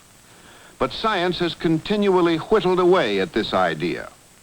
For some time, we have known that our earth, in reality, is only a changing ball of rock and soil, water and air, held together by a tenuous gravity, spinning and whirling in space around our sun. And even as a planet, we are not very special, being only one of 9 in orbit around the mother sun. Our sun itself, a star and only a small middle-aged one as stars go, is a kind of lost child on the outskirts of its galaxy, which we can see in the sky as the Milky Way. It is only one of hundreds of billions of stars in our galaxy, which is only one of hundreds of billions of galaxies, all of which are in constant motion. If we are not unchanging in space, neither are we eternal in time. Our sun, 5 billion years old, will, in another 5 billion years or so, burn itself out, and in doing so expand and absorb all its planets as countless other stars have done before. Our sun's only real distinction that we know of thus far is that it has people whirling around it. The question is, might this have happened elsewhere in the universe, or are we alone? It was recently discovered that stars and gases in space emit natural radio waves which can be picked up and amplified by radio telescopes. The Jodrell Bank Radio Telescope in England, the Green Bank Radio Telescope in West Virginia, and this one at Arecibo in Puerto Rico can be called man's largest ears. The bowl of the telescope, 1,000 feet across, made of half-inch wire mesh, acts as a reflector, able to focus even extremely weak radio signals from space. In searching for life on other worlds, the theory is that intelligent civilizations in the universe would use natural radio frequencies as a means of communicating with one another. By listening to signals from interstellar space, intelligent codes could be distinguished from the patterns of natural radio waves. Radio astronomer of Cornell University and director of the Arecibo Ionospheric Observatory, Dr. Frank Drake, conducted Project Ozma, the first search for intelligent life in space by radio telescope. Some years ago, it was suggested by Professors Morrison and Cacconi at Cornell that there might be other civilizations in space attempting to send us messages. We use very sensitive and ingenious detecting devices to search for intelligent signals amongst the static which comes to us from the interstellar space. So in 1960, we made a short search for such signals with existing telescopes, such as the 85-foot telescope at Green Bank, using the 21-centimeter line frequency. And we looked at, there was time, in fact, to look at only 2 stars. The ones we picked, of course, were the 2 nearest stars, which are like the sun. The stars Tau Ceti in the constellation of Cetus the Whale, and Epsilon Eridani in the constellation of Eridanus. We found no evidence for extraterrestrial intelligence signals. But now we must realize that this was an extremely limited search, and the fact that we found nothing should not discourage us or cause us to think that any future search is going to fail. One can estimate that a search which has a good chance of succeeding will take perhaps 30 years. But if one is going to make a realistic search, this is what is required, and anything less than this is really not worth the effort because the chance of success is so small. Surely the results of the detection of extraterrestrial signals are going to be one of the most exciting things that ever happened. While some scientists in the discipline of astronomy press the search for intelligent life in the distant stellar regions beyond our solar system with the big ears and eyes of the radio and optical telescopes, some, perhaps more down-to-earth investigators, feel they would be making an historic discovery by a less ambitious find. These men are called exobiologists. They are looking for microbiologic forms of life lesser than intelligent man, and perhaps higher than the lowly virus, something between the organic molecule and the bacteria that might have evolved outside the Earth. The most likely candidates for such a search are the planets Mars and Venus, Earth's nearest neighbors in the solar system. The Mariner spacecraft has been our principal vehicle for unmanned planetary exploration. The planetary program is carried out by the Jet Propulsion Laboratory, operated by the California Institute of Technology, for the National Aeronautics and Space Administration. Dr. William H. Pickering is the director. Mars and Venus, of course, are the 2 closest planets to the Earth. In some ways, we know more about Mars than we do about Venus, because Venus is always covered with clouds. We do not believe we have ever seen down to the surface of Venus, that is with a telescope from the Earth. Whereas in the case of Mars, we usually see the surface of Mars. Mars, on the other hand, is a planet which astronomers for many years have compared with the Earth. The size is a little smaller than the Earth. It happens that the day on Mars is almost exactly the same length as the day on the Earth. The year is about twice as long as the year on the Earth. The seasons change in the same manner that they do on the Earth. In other words, the spin axis of Mars is tilted, about the same way that the axis of the Earth is tilted. All of this has led astronomers to compare Mars with the Earth in many ways. And of course, the one comparison which one must always make is, what about life? Is Mars a suitable planet for life as we know it? It is feasible, from what we know about life on Earth, that life could exist on Mars.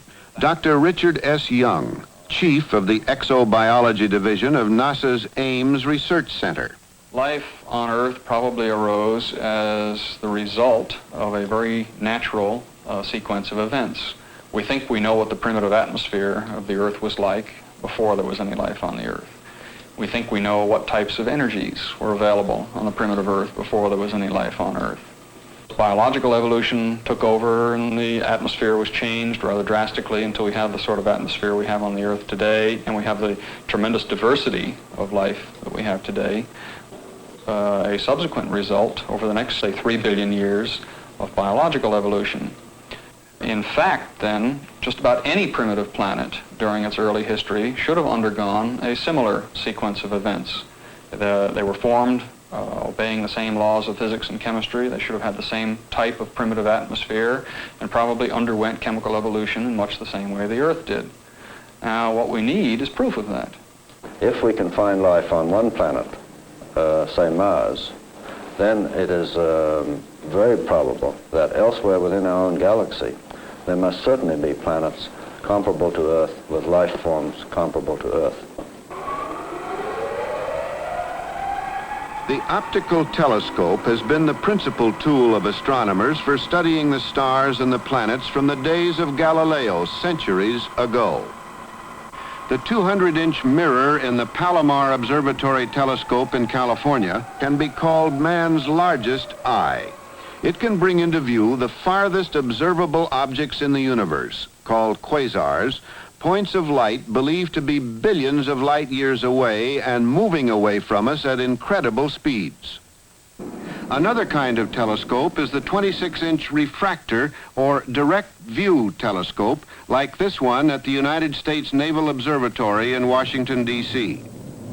To find planets comparable to Earth, revolving around stars comparable to our sun, Dr. Kai Strand, scientific director of the observatory, and his former colleague Dr. Peter Van de Kamp of Swarthmore College used a telescope of this type. They wanted to verify the argument that planets are abundant in the universe. In 1963, Van de Kamp announced the discovery of a planet orbiting a neighboring star, the first planet ever to be detected beyond our solar system, although it has never been directly seen. Depends what you mean by seen. Harvard astronomer Carl Sagan explains how the existence of this planet was deduced. The second nearest star system after the sun is called Barnard's star, named after an American astronomer, E.E. Barnard. And the motion of this star across the sky is not a more or less uniform line on the background stars, as you might expect, but instead oscillates. And the wiggly path is due to the presence of a dark companion. We don't see the dark companion, but we can quite reliably deduce its presence from the wiggles in the motion of this star. Let's suppose this is Jupiter and this is the sun, and the two of them are moving, of course, through space together. However, Jupiter is also going around the sun. And when Jupiter is on this side of the sun, its gravitational attraction pulls the sun a little bit that way. When it's on the other side of the sun, it pulls the sun a little bit that way. And so, as the sun goes through space, it has, in addition to its ordinary motion that way, it has, let's say, an up and down wiggle due to the motion of the invisible Jupiter. Okay? And so the wiggle tells you the presence of Jupiter. And not only that, it tells you its mass, and it tells you how far away it is. If you were riding the nose cone of a rocket to the moon, this is what you would see as you approached the lunar surface for a landing. These pictures were made by television cameras in Ranger 9, the unmanned American picture-taking expedition to the moon in March of 1965. Since then, thousands of spectacular close-up pictures of the moon's surface have been returned by Surveyor 1, which soft landed on the moon in June of 1966. Pictures from the probe of Lunar Orbiter in August of 1966 showed our planet as seen from the vicinity of the moon. This representation of the lunar landscape shows us what a man might see from the moon. A bright sun in a sky black as night due to the lack of light diffusion by an atmosphere, and the Earth visible in the lunar night hanging in its black sky like an oversized moon itself. Surveyor 1 and Lunar Orbiter returned much valuable information, and they have also shown us what we have known the moon to be, a body without atmosphere, without water, without life. Not unlike the moon in some aspects is Earth's neighbor in the solar system, the planet Mars. When, in July of 1965, the Mariner 4 spacecraft completed a successful Mars flyby after a journey of 8 months and 325 million miles, passing within 6,500 miles of the planet, 21 pictures of the Martian surface were returned to Earth, including one of the most remarkable scientific photographs of this age, Mariner's 11th picture of Mars. Many scientists felt that this picture settled once and for all the century-long controversy over Martian canals. In 1877, the Italian astronomer Giovanni Schiaparelli claimed to have seen canals which he thought could be evidence for intelligent life on Mars. As late as 1908, the American astronomer Percival Lowell confirmed the sightings. The spacecraft Mariner was too far away in its flyby to be able to show decisively what exists on the Martian surface. But most scientists agree that if life does exist there, it will not be intelligent but of a very low order. Of course, the early astronomers saw canals, and they saw a lot of other things that... Dr. Richard Young of Ames Research Center. We no longer think canals really exist on Mars. We think they're primarily optical illusions, and then aren't something that the Martians constructed to transport water from the pole to the equator and keep the deserts wet and all that sort of thing. Mars has, although it's a harsh environment by biological standards, Mars has an atmosphere. It has a very rare atmosphere. It's a smaller planet, has a lower gravitational field, and its atmosphere is probably, something like 1/100th or perhaps even closer to 1/1000th of the total pressure on the surface of the Earth. It also contains water. Life can't exist without water, but the fact that Mars has water is terribly significant. Now, unfortunately, from a biological point of view, the amount of water in the atmosphere of Mars is very slight. It's about 1/1000th of the amount that one would detect in the Earth's atmosphere with a similar observation. There are other features of Mars that we're reasonably familiar with. Astronomers have been observing it for something approaching 100 years now, and they've known that there are light areas and there are dark areas. The dark areas are assumed to be, or at least by the early astronomers, were assumed to be vegetation. The light areas were assumed to be desert.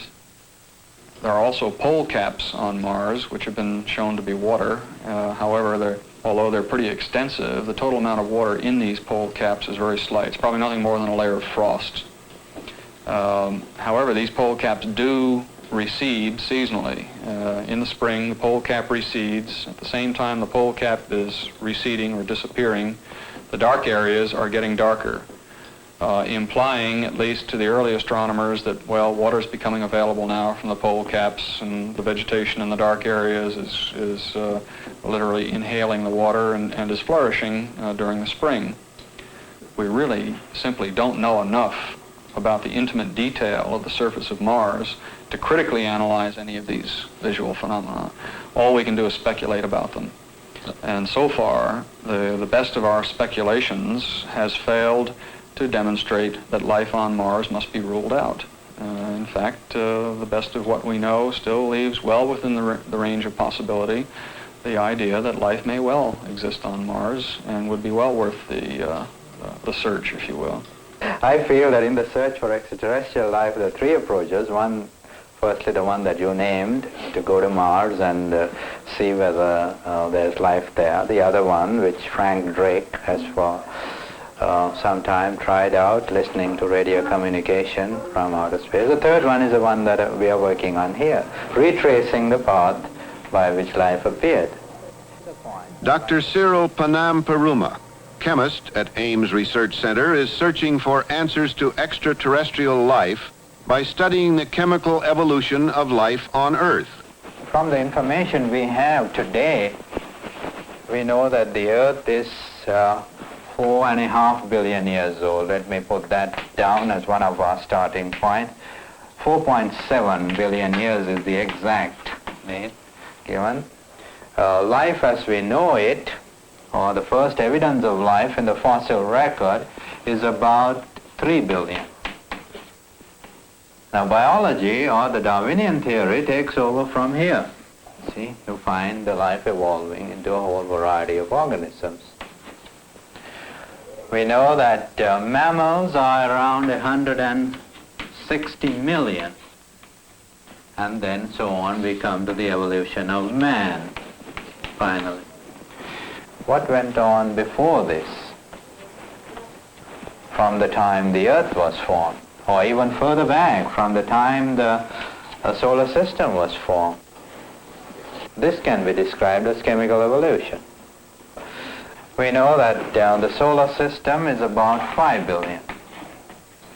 And then, if you go backwards in time, you come to the origin of the universe, which is greater than 10 billion. Some put it at 13, some at 20, but we know definitely it's more than 10 billion years. Now we have some starting points to go on. We know that 90% of the universe is hydrogen. Right. So the hydrogen then, by a series of reactions during the birth of a star, gave rise to the other elements of the periodic table. Carbon, nitrogen, oxygen, and so on. In other words, you would have thermonuclear reactions taking place within a star. So the idea of chemical evolution then is a gradual evolution of hydrogen, the initial matter of the universe, to give the elements of the periodic table, to give the constituents of the early Earth atmosphere, say methane, ammonia, and water. Simple chemistry tells us that the carbon will be in the form of methane, the nitrogen will be in the form of ammonia, and the oxygen will be in the form of water. So the early atmosphere of a planet would have been made up of methane, ammonia, and water. From here on, we visualize what happened. The early atmosphere being acted upon by lightning, or ultraviolet light from the sun, or heat, producing organic molecules, till the early oceans became something like a primordial soup.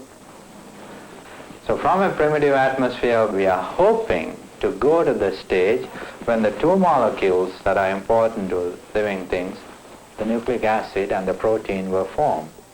First molecules capable of replication. So it's a stepwise process. It appears to be a beautiful plan going all the way from the hydrogen atom till the time you get to the intelligent human being. So it is a coherent story. It is something which appears most logical. It is rational. So the discovery of life on Mars to people studying the origin of life will be the greatest thing. As a matter of fact, in my mind, the search for extraterrestrial life is only part of the question of the study of the origin of life. This is the scientifically broader question, origin of life in the universe. And going to Mars is a unique opportunity that we have, perhaps the one only opportunity that we have of showing this, because if there's life on Mars, and especially if we can show that its origin was different from the origin of life on Earth, or it was independent, then we'll have a very heartening answer to this question of uniqueness in life. New York Times science editor Walter Sullivan, author of the book on which this program is based, raised this question with Nobel Prize-winning chemist Dr. Harold Urey. Dr. Urey, a lot of the discussion on the origin of life boils down to the question of whether there are other there are other worlds, other solar systems. You believe there are? It is my belief that if you have conditions such as we have on the Earth, life will spontaneously appear. I don't know how long it takes, maybe a million years, maybe a billion years, but sometime life as we know it will appear. Every indication is that the properties of the elements in the most distant stars that we look at are the same as those that we have on Earth. The physical universe is the same everywhere. That is our conclusion. The laws are the same as far as we go, as we understand them. And this, of course, means that the chemistry of carbon, nitrogen, oxygen, hydrogen, the four abundant elements in living things, the chemical properties of these elements will be the same wherever we are in the universe. And therefore we expect that they will have the capacity to evolve into what we would call living organisms, no matter where we go. Now, we don't expect that they will be the same. Sometime in 1973, a spacecraft will take off from Earth. Its name will be Voyager.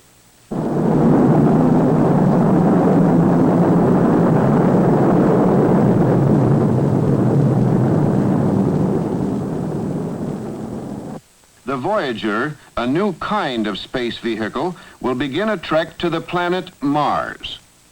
The first of a series of missions that will eventually carry sophisticated life detection devices to the Martian surface. The success of a Voyager mission would be a scientific breakthrough in our unmanned planetary program. It will be our first attempt to soft land an instrument package on another planet. Looking beyond Voyager to 1977, 1979, and the 1980s, space engineers are already at the hard, practical model stage of designing devices that are still emerging from the minds of scientific dreamers. One such device designed for a Mars life search is the Automated Biological Laboratory called an ABL. One concept of it has been developed by the Aeroneutronic Division of the Philco Corporation. It would operate remotely and automatically on Mars, so says space research engineer William Hostetler. But basically, there are several processes that have to be performed. First, of course, you have to obtain physical samples of the surface of Mars, physical samples of the soil, because that's where the organisms will congregate if there are living organisms. I might comment, incidentally, that we are concerned more with the lower forms of life, the molecular forms of life, rather than elephants and horses and so forth. We are prepared to take pictures of these things if they happen to be there. The ABL is divided really into three basic integrated subsystems. One of these is the sampling subsystem that is used to obtain the surface samples from the soil samples from the surface of Mars. At the very bottom of the ABL and directly underneath, there is a system that uses a brush and vacuum system to obtain samples of the Martian surface directly under the ABL. Also, there is a core drill system that drills into the surface about 10 feet to obtain subsurface samples in case the water availability or other conditions make it more likely as a place for Martian biological life. A second system picks up samples around the ABL with a sampler, as you see here, which is located on a linkage that attaches it to the main body and will pick up samples from generally in around the ABL location. A third system is used for getting samples from a considerably further distance and in particular selected areas that the visual survey system has pointed out as being particularly desirable because possibly they are warmer than the surrounding spots or they have a different appearance that might appear to be vegetation or something of that nature. So a sampling line is deployed ballistically, fired out like a small rocket, carrying this line to some distance, up to possibly 1,000 feet from the ABL location. And a sampler, then, similar to the one that works in the vicinity of the ABL, is carried up on an elevator, latched onto a trolley on this line, and deployed out to the desired spot to obtain the surface sample, returning and delivering it to the operating parts of the ABL. These samples are then processed and brought into the interior of the ABL for chemical processing prior to reading out the experiment. The chemical processing equipment is located generally in the central area of the ABL in the form of 13 chemical processors located circumferentially around the central core. Certain supplies, water, certain gases are stored in tanks around the center of the ABL. Other chemical reagents are stored in ampules, which hold individual quantities in this area that surrounds the processors. These ampules are put into cartridges like this so that they feed to the outer end and can be picked up by the transport device, which internally then moves them to the proper location to conduct the chemical analysis. After the analysis is completed, the samples are then transferred to the instruments to read out the experiment results. The data from these are then processed internally and transmitted through the high-gain system back to Earth. If the scientific and engineering problems that must be solved to accomplish this feat are not overwhelming, the political obstacles may indeed be insurmountable. Congress will soon have to make the most important decision on space policy since President Kennedy first won approval to commit us to the space age. Mr. Walter Sullivan. What a wonderful planet is our world, and how far it may be to anything else like it. We have reason to believe there are other planets blessed with our advantages, a kindly, stable parent star, a well-placed orbit, a suitable atmosphere, dry continents for advanced life forms, great seas within which their primitive ancestors evolved. But the fragile green hue of life appears only here and there on our planet as seen from space. Its hold is tenuous. If inbred passions overcome reason, we can now render the planet uninhabitable. Is that the fate of all technological societies? It is up to us on this wonderful world of ours to prove that it is not so.